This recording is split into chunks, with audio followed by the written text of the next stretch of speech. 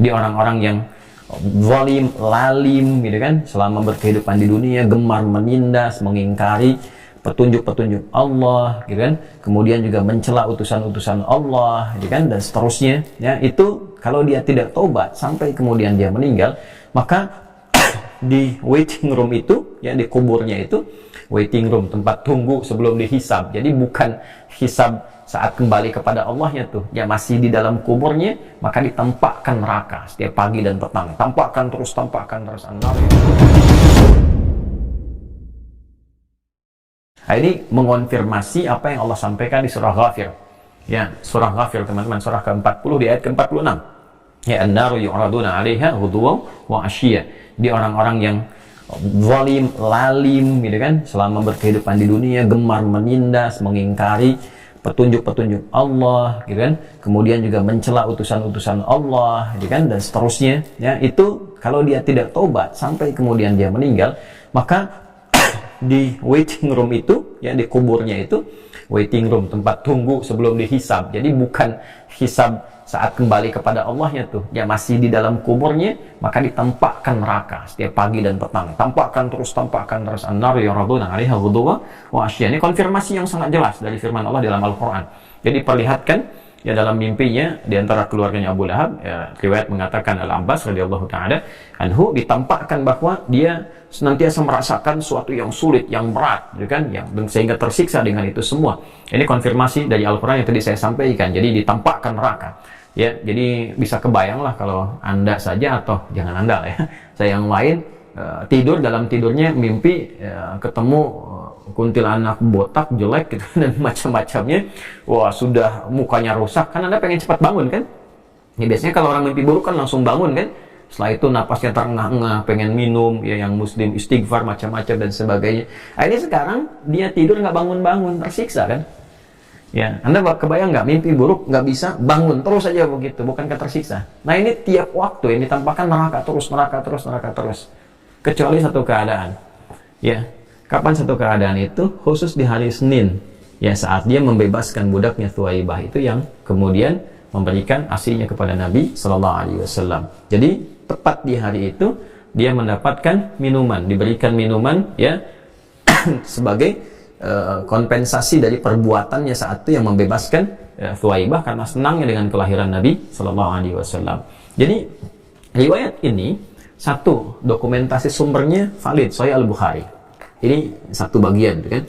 Yang kedua, pembuktian sejarahnya ada teman-teman, bisa dilacak dari nama-namanya semua valid kan. Yang ketiga, apa yang disampaikan kepada kita kaitan dengan lahirnya Nabi Sallallahu Alaihi Wasallam ini juga menjadi menarik, bahwa Anda bisa bayangkan bagaimana Allah Subhanahu wa Ta'ala memberikan gambaran kepada kita tentang orang-orang yang pernah berbuat buruk kepada Nabi dengan tingkat keburukan yang sangat jelek sekali, sehingga diabadikan keburukan itu dalam Al-Quran. Tapi di sini berikan gambaran ya, dengan satu kebahagiaannya dia di awal kelahiran Nabi, dengan dia berbahagia itu mengekspresikannya dengan berbuat baik ya, membebaskan budaknya Thuwaibah. Lalu budaknya ini memberikan kebaikan kepada Nabi SAW dengan memberikan ASI ya. Itu dari pemberian ASI kepada Nabi akibat kebaikan yang pernah dilakukan oleh Abu Lahab ini, dibalik diberikan kemudian gambaran kebaikannya dengan diberikan minum saat dia dalam kesulitan di dalam kuburnya ya kan. Nah, ini belum masuk ke akhirat dengan hukum nerakanya ya. Jadi kita jangan berikan hukum dengan hukum akhirat, karena ada sebagian yang mengatakan oh nggak bisa diringankan ya, karena banyak ayat-ayat yang mengatakan nggak ada kemudian keringanan ketika seorang masuk neraka, karena sebagian ahli neraka meminta untuk diringankan ya, khafif lahumul adab ya, untuk diringankan kepada mereka siksa. Jawaban dari Allah tegas, tidak ada keringanan. Nah, ini hadis berbicara tentang kondisi dia pasca kematian di alam kuburnya, bukan kondisi tentang ketika dia masuk ke alam di akhirat nanti, yang semua terserah kehendak Allah Subhanahu wa Ta'ala ketika dia berada dalam hukum-hukum setelah hisabnya. Apa yang terjadi Allah yang menetapkan. Tapi ini kondisi yang ingin memberikan kesan kepada kita ya, bahwa ketika Abu Lahab masuk ke dalam kubur, situasinya mendapatkan gambaran dari kesulitan kuburnya, siksa kuburnya ya, dengan konfirmasi tadi ayat yang saya sampaikan, surah yang saya sampaikan, dan ada satu perbuatan baiknya dengan kebahagiaan tadi yang memberikan manfaat untuk dia di alam kuburnya. Nah, ini gambaran, ya kan? Ini gambaran dari apa yang bisa kita dapatkan. Apa yang bisa kita tarik pelajarannya dari sini, teman-teman? Jadi Anda bisa gambarkan bahwa orang yang terburuk saja perilakunya, yang bahkan diabadikan dalam Al-Quran perbuatan buruknya, pernah merasa bahagia dengan kelahiran Nabi dan mengekspresikan kebahagiaan itu dengan perbuatan baik, maka dia mendapatkan manfaat dari kebaikan itu. Maka dari itu sebagian ulama juga memberikan gambaran kepada kita bahwa kita mesti bahagia dengan kehadiran Nabi SAW. Kita mesti bahagia dengan kehadiran, kelahiran beliau, keadaan beliau memberikan petunjuk. Dengan cukup kita jadi umatnya saja, kita mesti bahagia. Karena nabi-nabi dulu pun itu sudah banyak mengharapkan membersamai Nabi Muhammad SAW, bahkan menjadi umatnya, pendukungnya. Itu kan kita dapatkan di surah Ali Imran itu kan, di ayat 81. Ya. Wa idz akhadallahu mitsaqan nabiyyin lama ataitukum min kitabin wa hikmatin thumma ja'akum rasulun musaddiqun lima ma'akum latu'minunna bihi wa latansurunna qala aqrartum wa akhadtum 'ala dhalikum isri qalu aqrarna qala fashhadu wa ana ma'akum minasyahidin. Ya, dan pahami, pelajari, ingat ketika Allah mengambil komitmen perjanjian dengan semua nabi yang akan bertugas di bumi. Maka di antara komitmennya, kalau Anda bertugas saat membersamai Rasul terakhir yang paling istimewa, yang akan merangkum dan menyempurnakan semua risalah itu, dan bersamaan eranya dengan kalian harus berkomitmen untuk membantu Rasul itu beriman kepadanya. Artinya jadi umatnya. Ya, maka mereka semua mengatakan, ya Allah, kami berkomitmen. Kata Allah, fashhadu wa ana ma'akum minasyahidin. Ya, saksikan, aku menjadi penjamin dan bersaksi atas semua kesaksian kalian semuanya. Sebelum mereka bertugas. Dan kita ketahui, semua Rasul ini nggak ada yang sejaman dengan Nabi Muhammad SAW. Tapi ayat ini ditampilkan untuk memberikan keagungan dan keistimewaan Nabi Muhammad SAW, yang sekiranya para Nabi dan Rasul itu pun bertugas di eranya bersamaan dengan Nabi Muhammad, mereka berubah jadi umatnya. Ikut syariat Nabi. Bayang ya? Nah, jadi nabi-nabi dulu saja yang paling dekat eranya ke Nabi Muhammad SAW kan Nabi Isa alaihissalam, 600 tahun kurang lebih. Ya, Nabi Isa itu sampai memberi kabar gembira, seorang Nabi Isa gembira dengan kedatangan Nabi Muhammad, dengan kelahiran Rasulullah SAW. Nabi Isa loh, Yesus, Mesias, ya, itu gembira dengan kelahiran Nabi Muhammad SAW. Sampai ketika umatnya mengonfirmasi kepada beliau bahwa Nabi Isa ini diduga sebagai Nabi terakhir, kata beliau bukan. Di Quran surah 61 As-Saff di ayat yang ke-6, wa mubasysyiran bi rasulin ya'ti min ba'di ismuhu Ahmad. Dan Nabi Isa itu memberi kabar gembira, ya, bergembira, nyampaikan ke umatnya, ke kaumnya, bergembira menyampaikan, nanti akan datang Rasul setelah aku, penutup yang paling istimewa, hubungannya dengan Allah luar biasa. Ya, nama sifat yang menunjukkan hubungan dengan Tuhan, dengan Allah yang sangat luar biasa disebut dengan Ahmad. Maka dikonfirmasilah keistimewaan itu diantaranya di Al-Bukhari nanti, nomor hadis di 2010 itu sampai 2012.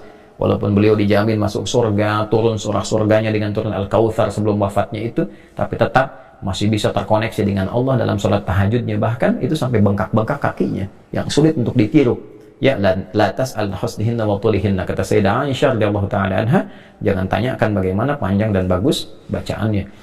Jadi ini konfirmasi yang menunjukkan bahwa sebagai orang Islam itu mutlak wajib bergembira dengan kelahiran Nabi Muhammad SAW. Seperti Nabi Isa bergembira, bahkan orang-orang divonis buruk bahkan dengan perilaku mereka, dan diabadikan di Al-Quran itu bergembira dengan kelahiran di awalnya, Nabi Muhammad SAW. Walaupun pada akhirnya mereka bersikap buruk dan dihisab dengan keburukan mereka itu.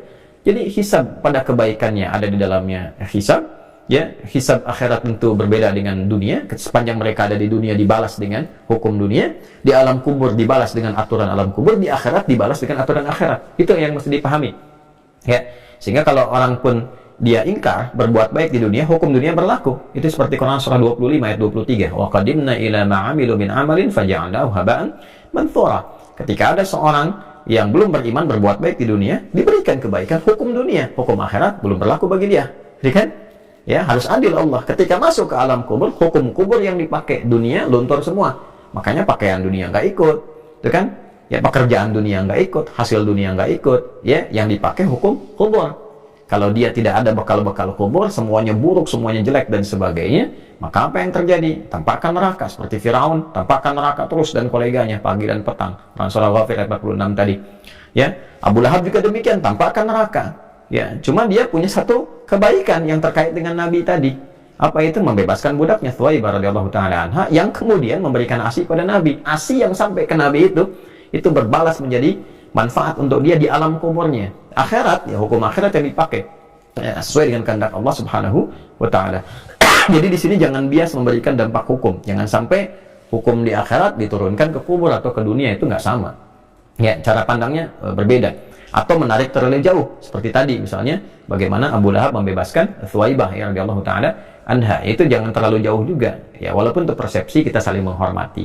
Ya, tapi jangan sampai satu persepsi ini memberikan hukum kepada yang lain dengan cara yang tidak baik, ya, atau memberikan satu gambaran yang memutus silaturahim. Ini juga tidak baik. Nah, jadi sekali lagi kesimpulannya, seorang muslim mesti gembira dengan kelahiran Nabi Muhammad SAW. Jadi gembira itu karena apa? Karena Allah telah menetapkannya. Jadi kita bergembira karena Allah. Bergembira karena Allah memberikan petunjuk. Bergembira karena Allah memberikan orang terbaik untuk menunjukkan kita pada kebaikan.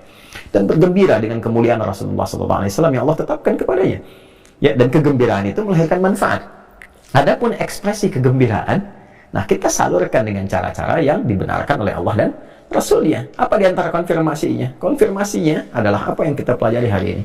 Kita berbuat banyak kebaikan di hari lahirnya Nabi Muhammad SAW. Anda bisa bayangkan, orang yang perilakunya buruk saja berbuat baik di hari lahirnya Nabi dan merasa gembira dengan kelahiran itu, dia mendapatkan manfaatnya. Maka bagaimana kita dengan orang yang beriman pada Rasulullah SAW, ya, pada risalah beliau, dan yakin dengan apa yang Allah tetapkan dengan nilai-nilai kebaikan yang sempurna.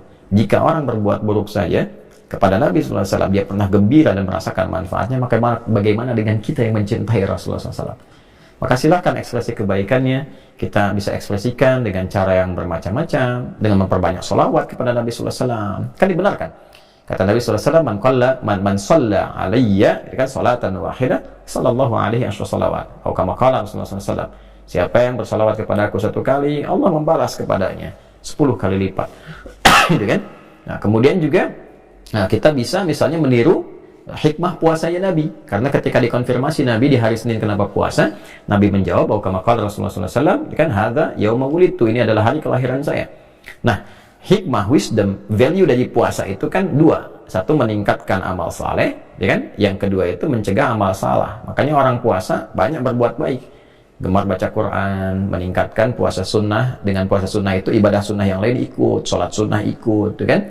Sikap baik muncul, yang buruk-buruk ditahan. Nggak ada orang puasa terdorong untuk mencuri misalnya, korupsi, untuk mencela orang, ditahan tuh. Nah, maka bergembira dengan kelahiran Nabi ini bisa mengambil hikmah dari puasanya di hari Senin itu. Dengan cara apa? Meningkatkan ibadah, ya kan? Kemudian juga meninggalkan maksiat. Bagaimana pedoman untuk itu? Bacalah pedoman Nabi. Jadi mengekspresikan kebahagiaan kita dengan kelahiran Rasulullah, kita bisa belajar sirahnya. Ya, maka ada beberapa ya orang-orang yang Masya Allah, para ulama ada yang mengajarkan sirahnya langsung, ada yang memberikan pemahaman sesuai dengan kulturnya. Ada kulturnya yang senang cerita, diceritakan. Ya, ada yang senang dengan syair, dibikinkan syair, qasidah tentang Nabi SAW. Maka banyak qasidah kita dapatkan, teman-teman sekalian, menyebar luas, luar biasa. Ya, jadi silahkan ekspresikan dengan bersolawat misalnya, dengan kita mempelajari sirah Nabi, dengan bersedekah, gitu kan, dengan niat mencintai Rasulullah SAW, kan, dan sebagainya. Maka intinya adalah jangan sampai di hari yang kita memiliki sejarah yang terbaik ini dengan kelahiran Rasulullah SAW, kita nggak kenal Nabi kita. Itu poinnya. Ya, jadi bergembiralah dengan situasi itu, ekspresikan kegembiraan ya dengan cara-cara yang Allah Subhanahu wa taala tunjukkan kepada kita melalui Rasulullah SAW, ya, yaitu amal-amal saleh, mengenal Nabi, mempelajari Nabi dan sebagainya, dan menghindari hal-hal yang tidak disukai oleh Nabi. Mencela, menggunjing, menuduh, itu kan yang sangat nggak disukai Nabi. Mengadu domba, bikin hoax, sangat nggak disukai Nabi. Ya, karena itu di waktu-waktu seperti ini justru waktu-waktu menjalin silaturahim. Ya, waktu mengenal cintanya Nabi, kelembutannya Nabi, terapkan dalam kehidupan. Ya, bukan bikin hoax. Bikin video satu dengan dua dipertentangkan, ribut, saling mencela, itu bukan maulid namanya. Ya kan?